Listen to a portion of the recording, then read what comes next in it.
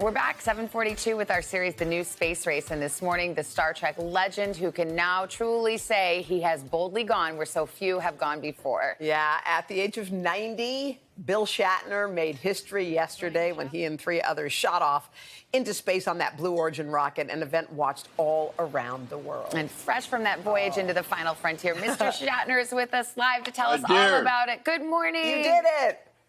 I hope we have a time enough to get through all the impressions. The first thing I want to say is the irony.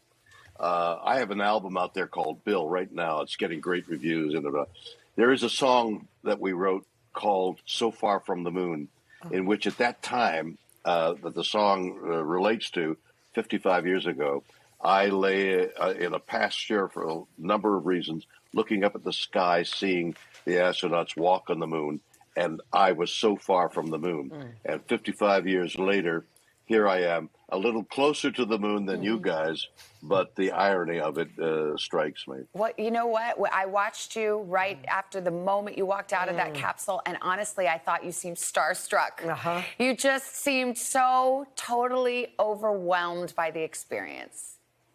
You know, prior to going up there, lying in that chair, trying to think of something clever to say when I came out, when, you know, if everything worked, and I see the little blue orb, and I was trying to think of something clever to say, and then we get up, and when I was there, everything I thought might be clever to say went out the window, because the experience, going at 2,500 miles an hour, breaking through this little thin blue skin that surrounds Earth, that provides us with life.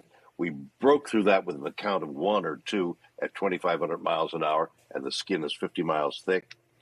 Broke through, and all of a sudden, the blue is down below, and the blackness of space. Now, space is interesting.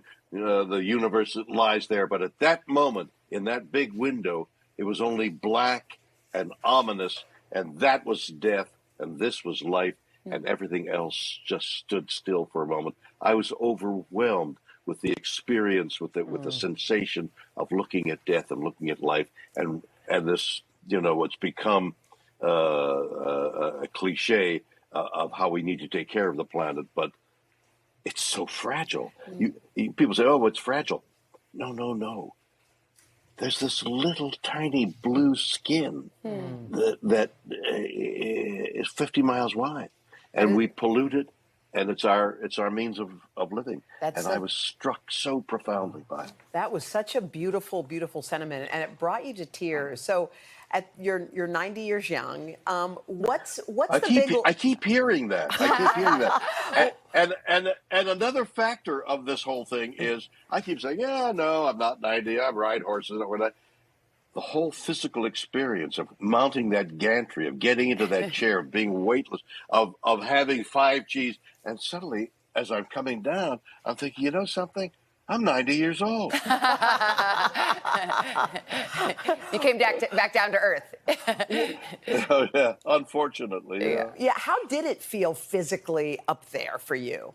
Well, we had a simulator. They simulate what they say you're going to feel, and it doesn't come anywhere near. So here you're going to be in weightlessness, and you got to grab a hold of something. Don't push too hard with your hands. Just use your fingertips, because you'll bounce off the ceiling and run.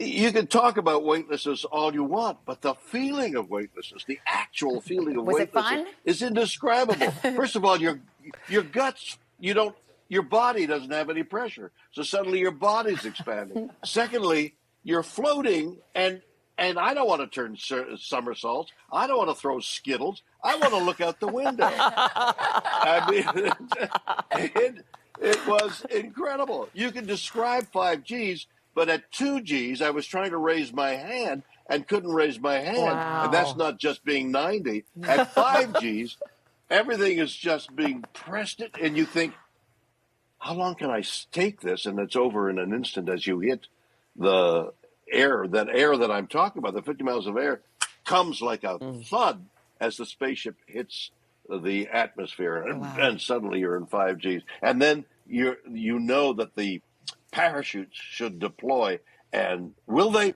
Bang! They deploy, and you think, okay. I'm going to be all right unless, and then they've got boosters on the bottom of that thing, so you don't hit it too hard. And if they don't go off, something terrible will happen.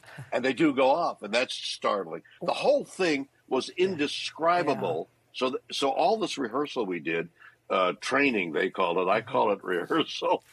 You're in and out of those chairs using muscles, and in this case, 90-year-old muscles that are unaccustomed.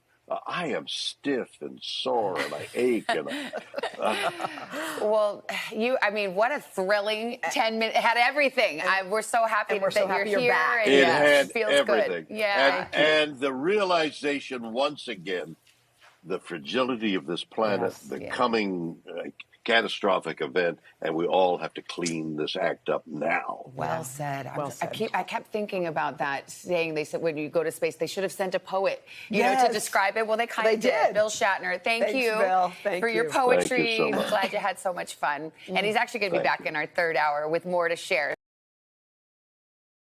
Hey, thanks for watching our YouTube channel.